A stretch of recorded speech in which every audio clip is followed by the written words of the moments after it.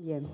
Bueno, lo primero de todo, muchísimas gracias a todos los que están aquí ya un viernes en la tarde, pero por supuesto a CBN y OCDE por esta magnífica invitación y especialmente a Vasco porque nos ha hecho sentir como en casa y a Flor por organizar este panel del que estoy encantada en participar. Estamos en un panel de investigación y yo lo que les voy a presentar es un ejemplo de investigación. Yo soy investigadora, formo parte de la gerencia de investigación del Centro de Estudios Monetarios Latinoamericanos, que tiene sede en México, pero es la asociación de todos los bancos centrales de América Latina y el Caribe. Y, por supuesto, todo lo que aquí les cuente hoy es mi opinión y no tiene nada que ver con las opiniones del CEMLA o de los bancos centrales miembros. Bien. Entonces, vamos a hablar de investigación. A lo largo de estos días y especialmente hoy y ayer hemos visto los esfuerzos que hacen distintos organismos para llevar a cabo encuestas nacionales y, afortunadamente, ya desde hace tiempo, encuestas nacionales que tratan de explicarnos o de darnos información sobre los hábitos financieros de los hogares. Bien, pues aquí se dio, yo creo que una excelente oportunidad de establecer un puente entre esas encuestas que, como les decía, lleva mucho trabajo, mucho presupuesto detrás y la academia. Entonces, la CAF, con metodología de la OCDE, levantó en el 2011, coordinó, de hecho, el levantamiento de una encuesta de capacidades, actitudes y educación financiera en 4 países andinos, en Bolivia, en Colombia, en Ecuador y en Perú. Diana Mejía presentó estos resultados preliminares y yo me ofrecí a que, si nos prestaban esos datos, podíamos hacer un estudio de investigación con las últimas teorías que se están analizando o unas de las últimas teorías que se están trabajando en la literatura económica a la hora de tratar de explicar las decisiones financieras de los hogares, ¿no? Que al final del día estamos hablando de educación financiera, de inclusión financiera, pero dense cuenta, como ya se han mencionado, explícita o implícitamente, que lo que estamos tratando de entender es los comportamientos de los hogares a la hora de tomar esas decisiones financieras, ¿no? Entonces, tomamos como base esa encuesta, muy rica, tenía mucha información, pero además parte de las preguntas nos permitían analizar los efectos de determinantes alternativos a la hora de explicar los comportamientos financieros. Es decir, más allá, sin por eso restar importancia, que los determinantes sociodemográficos, género, edad, educación, ingreso. ¿Cuáles son esos determinantes? Y algunos de ellos se han mencionado estos días. Uno, las habilidades cognitivas, en concreto habilidades numéricas. Otro, los rasgos de personalidad. Y, finalmente, la educación financiera, ¿no? Entonces, para familiarizarles muy brevemente con esos 3 determinantes alternativos, el primero, las habilidades cognitivas. Se ha demostrado desde ya hace tiempo, hay una literatura muy bien documentada, he preferido no poner ahí todas las citas porque si no como que les aburro y les abrumo, pero con mucho gusto les comparto, que nos muestran cómo efectivamente las habilidades cognitivas determinan, explican y predicen los resultados socioeconómicos, ¿no? Como puede ser éxito laboral, éxito educativo, tener hábitos saludables, incluso comportamientos criminales o no tenerlos, ¿no? De manera muy sencilla, las habilidades cognitivas es nuestra capacidad de pensar, el pensamiento abstracto, de razonar, y se suelen medir con estos test de inteligencia como el IQ, ¿no?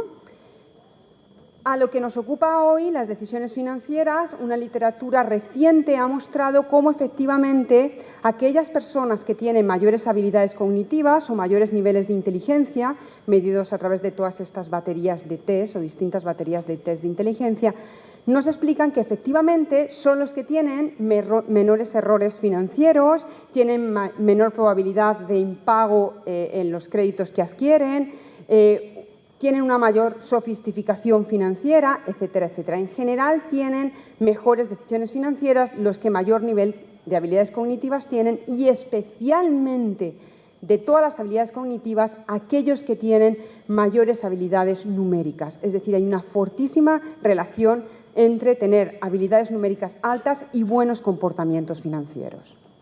Bien. Recientemente empiezan a surgir toda una literatura liderada en parte por el Nobel de Economía Heckman que dicen, efectivamente, las habilidades cognitivas importan a la hora de explicar comportamientos socioeconómicos, pero también lo que se denominan habilidades no cognitivas o rasgos de personalidad.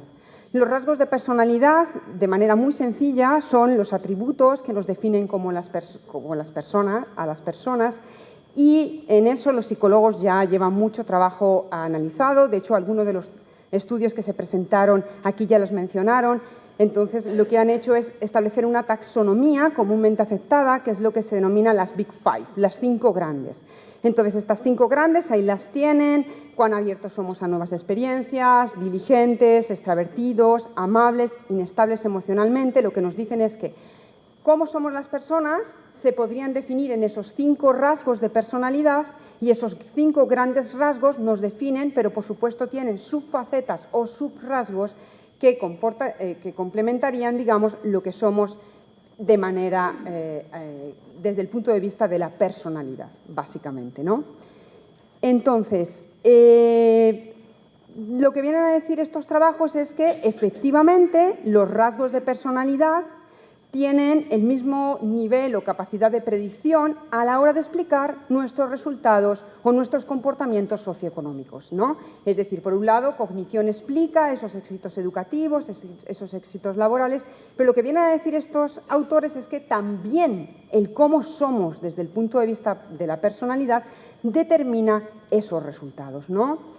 Y en lo que nos ocupa, de nuevo, las decisiones financieras, los estudios, que son todavía muy recientes, lo que muestran es que de las características de personalidad, en concreto esas 5 grandes, la diligencia, conscientiousness, y los rasgos que llevan relacionados las personas diligentes, básicamente las que se ponen planes de largo plazo, las que se esfuerzan por cumplirlos, las que esos planes lo hacen con escrupulosidad, están altamente asociados con buen comportamiento a la hora de repagar, de no sobreendeudarse, de tener un buen manejo de sus finanzas, de no caer en sesgos a la hora de no tener ciertos sesgos a la hora de invertir, y tener buenos hábitos de ahorro, ¿no?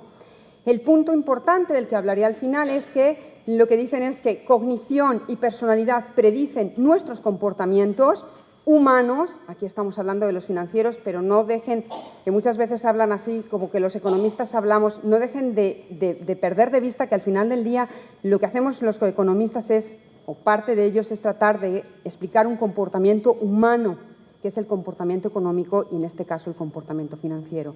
Lo que nos dicen es que predicen esos comportamientos, las habilidades cognitivas, las habilidades de personalidad, pero además la diferencia está en que a lo largo del ciclo de vida las de personalidad son más maleables, mientras que las de cognición quedan establecidas alrededor de los 8 años.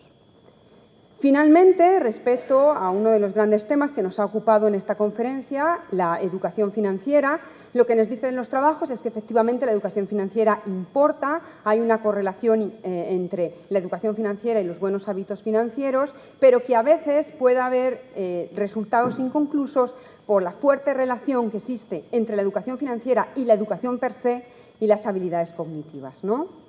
Bien, entonces, yendo ya al ejemplo de investigación, porque ya queda poco tiempo, lo que hicimos es, teniendo en cuenta esta literatura y la encuesta coordinada con la CAF, con la metodología OCDE, fuimos capaces de elaborar indicadores de estas variables. En concreto, por supuesto, variables sociodemográficas, habilidades cognitivas, educación financiera y los rasgos de personalidad. En concreto, la encuesta nos permitió elaborar indicadores de 3 rasgos de la diligencia: la tendencia a ponerse planes, a esforzarse por cumplirlos y hacerlo además de manera escrupulosa. Bien, no les voy a aburrir desde luego con la econometría ni esas cosas, pero después de un estudio riguroso, econométrico y con metodologías sólidas, corrigiendo todos los problemas que existen a la hora de elaborar los indicadores, lo que los resultados arrojan de manera muy breve es que las habilidades numéricas y las 3 subfacetas de diligencia están altamente asociados con haber ahorrado en los últimos 12 meses y tener instrumentos de crédito y ahorro en el sector formal, es decir, con ahorrar y utilizar instrumentos del sector formal. Respecto a la educación financiera, ¿qué es lo que observamos?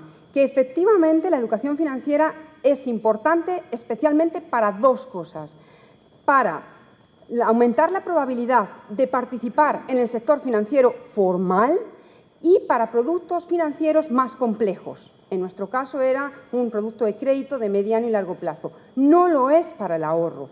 En esto, revisando otros trabajos, nos dimos cuenta que están en consonancia en el sentido que lo que se está obteniendo es que la educación financiera es más relevante para ciertas decisiones financieras más complejas, ¿no?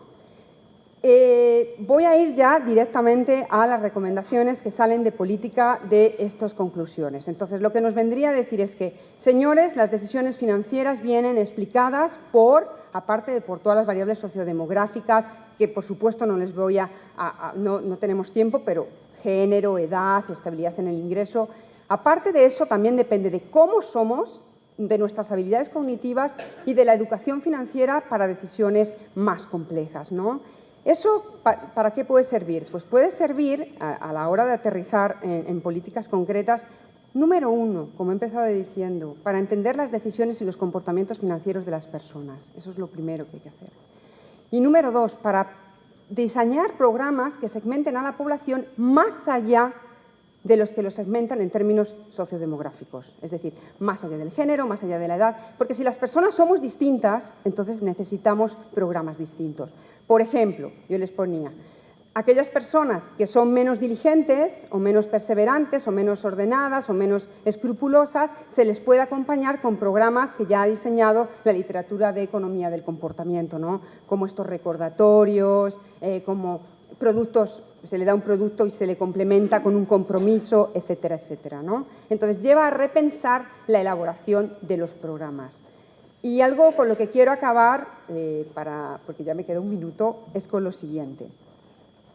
Más investigación es necesaria, ¿no?, para entender las decisiones financieras de los hogares.